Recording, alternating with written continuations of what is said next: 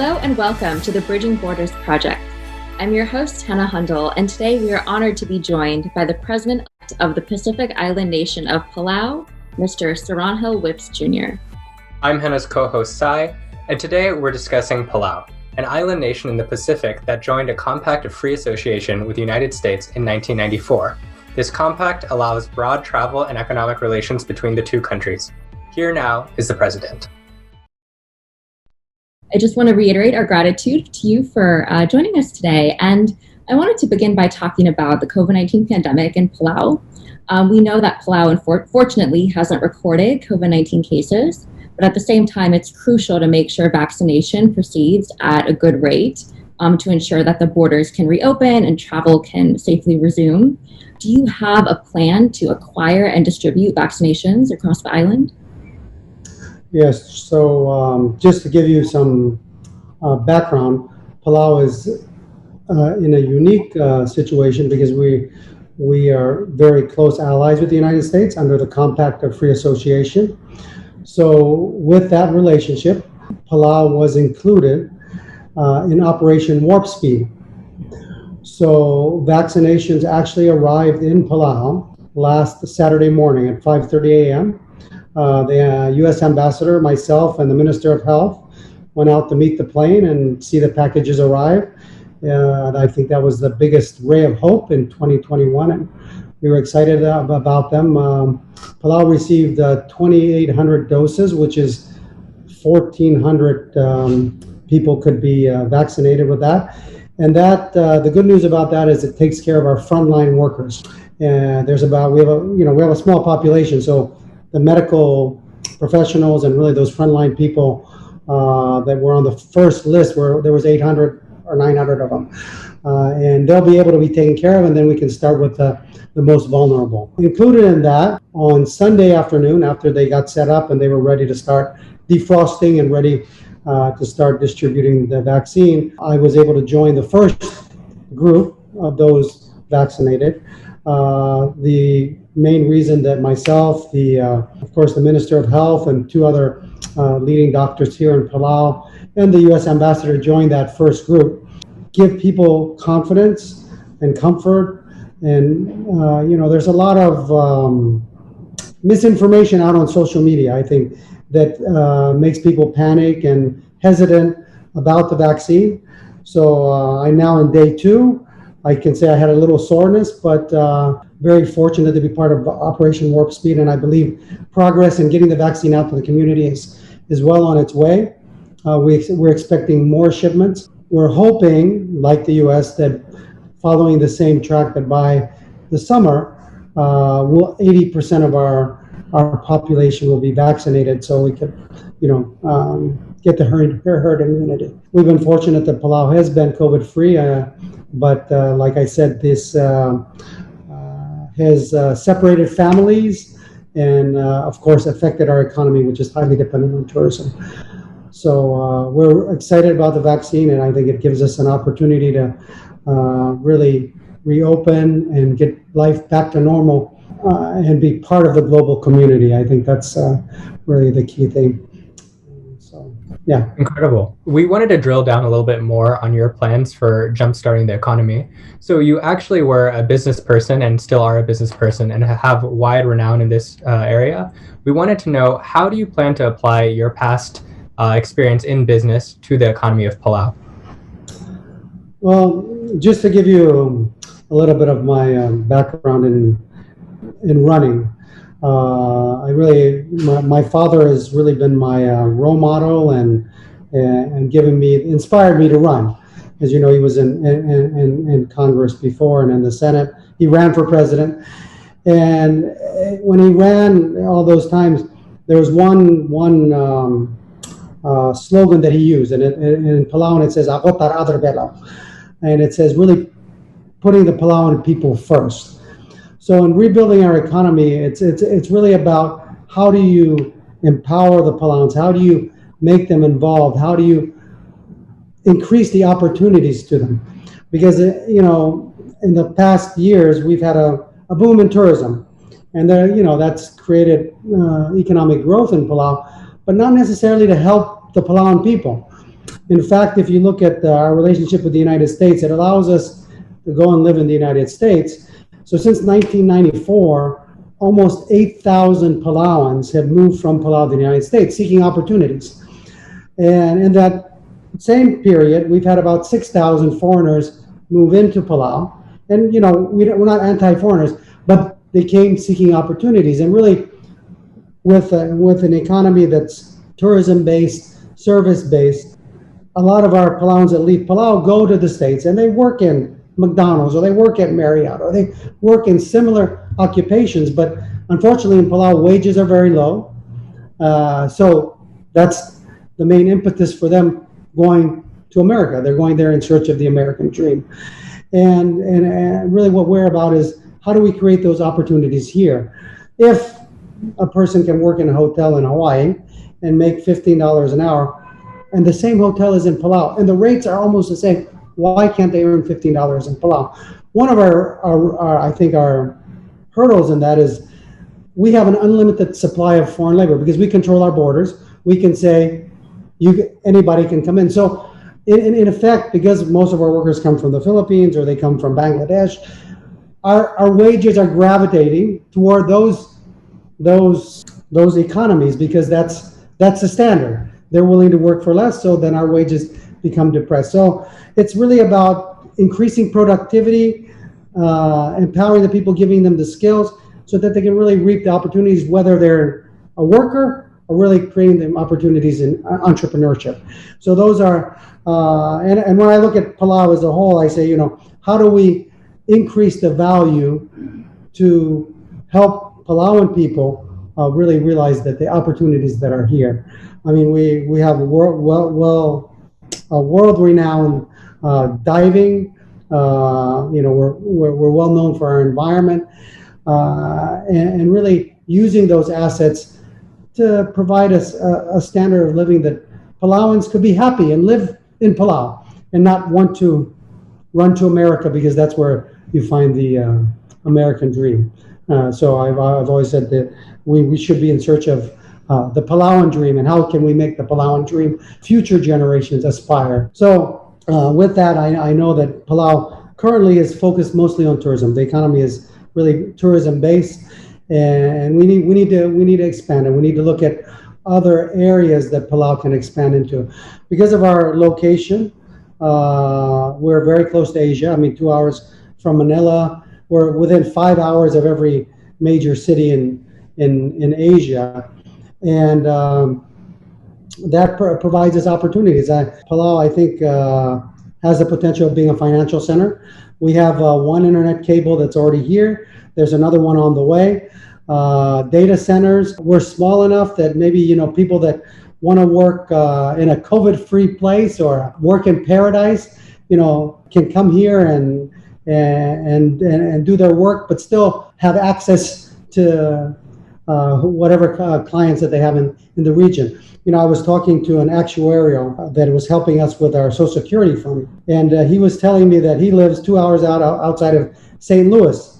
And the reason he lives 2 hours outside of St. Louis, he wants to live on a farm. It's nice and convenient because in 2 hours he can get on a plane and hop on to meet his clients anywhere. Those are the kind of people that we want to be able to attract and have those facilities here. So even our young people that have left, that have skills. I mean, we have young people that I know that has his doctorate in physics that's living in Ohio and working for Ohio State.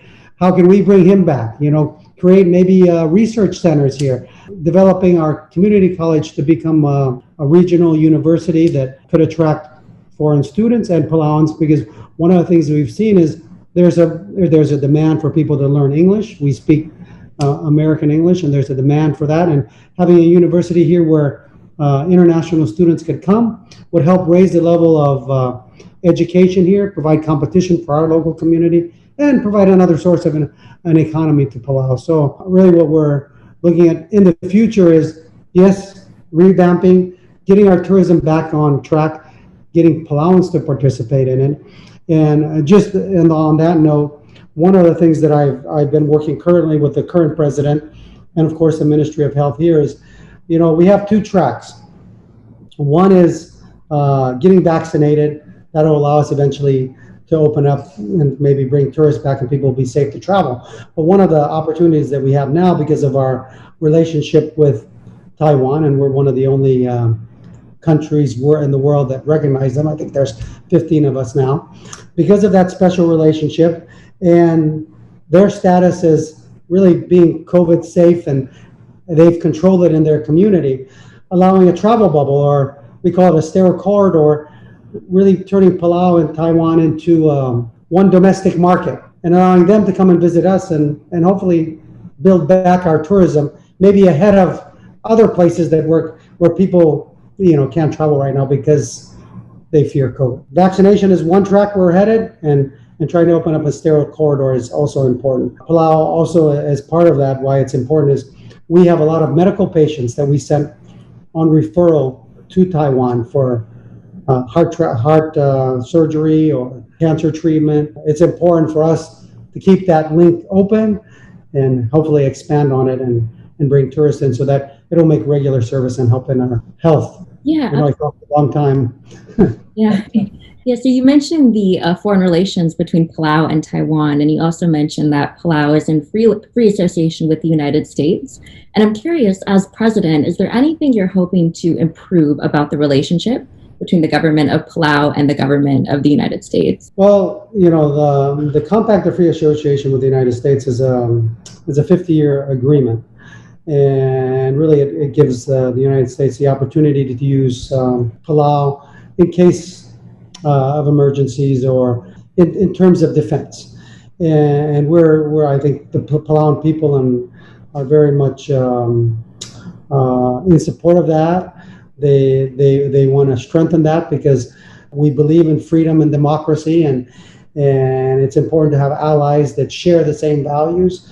And the relationship with the United States is a special one. I mean, we were a trust territory of the United States up until 1994, and then we've gone on to this new journey. But that partnership with the United States is an important one and needs to continue to be developed. In 2024, we're in the next, there's currently a review process going on how we can, that bilateral relationship can further be improved, and really how Palau can move to the next level in developing its economy so it's sustainable, it's strong enough that our citizens don't have to look at the United States as the only place or the land of opportunity. They would be encouraged to come home and help build a strong Palau that we can be partners with the world and partners with the global economy. So. And I wanted to ask a little bit more about your foreign relations. So you're still, even though you're in a compact of free association with the United States, you're still an independent country. You're in the Pacific region. What are your relations currently with some of the other major Pacific players, such as China and Australia? Well, our main allies, which we have 4 embassies currently here in Palau. We have the United States has an embassy here, Japan has an embassy here, Australia has an embassy here, and Taiwan has an embassy here. Those relations are very strong, and they're our partners in really in helping develop our economy, providing assistance to help us with education, healthcare, security. Security has been a very important thing. In fact, just recently, we received a new patrol boat from the government of Australia, and because of the new patrol boat and how fast it was, we were able to apprehend an illegal Chinese vessel that was harvesting sea cucumbers in our southernmost atoll or reef. The rangers there had contacted our marine law, and they were able to respond and apprehend them, and keeping poachers out and keeping our environment secure is important because we have a large EEZ, and these illegal fishing boats like to take advantage of them. Those partnership. So it was a partnership with the patrol boat, which the Australian government helped us with, and also the U.S. Coast Guard came down to assist. So it's good to have those alliances to help us combat illegal fishing and really protect our borders. And Mr. President, how do you plan to work with other countries in Oceania to combat climate change? Yeah, so Palau is in my lifetime, I've seen the sea levels rise. And when the sea levels rise, you can go around our community. There's homes that are now at the high tides are, flooded. There's coastal erosion. Those are real issues that we live with every day. So one of the things that we really are focused on is, so what do we do about all those low-lying areas and those people? So the projects of the current government, and will definitely continue, is housing. We need to build housing up on higher ground. That's for sure.